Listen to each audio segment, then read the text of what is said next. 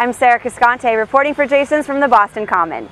I'm standing at the future site of the first Earl of Sandwich shop in Boston.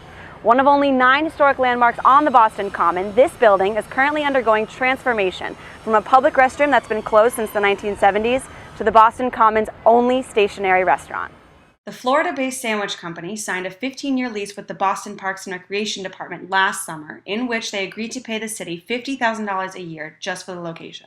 Students in the surrounding area have varying opinions on the new commercial space.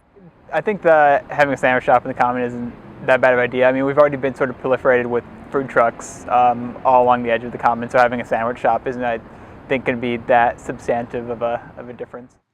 Mayor Menino likened the arrival of the sandwich shop to the Frog Pond, which brought a lot of attention to an otherwise neglected area of the park. Other Emerson students were not too fond of the idea. It's in the middle of our commons, which is our free space to sit outside and lounge on the grass and read a book, and they're going to put a commercial stand right in the middle of the commons. I don't understand why it's necessary.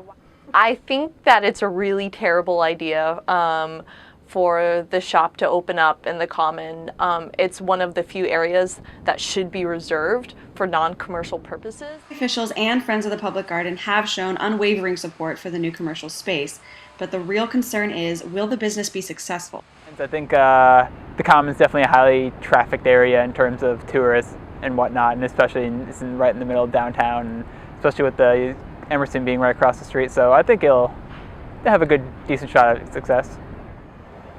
Earl of Sandwich plans to open for business by summer 2013. Reporting from the Boston Common for Jason's, I'm Sarah Cascante.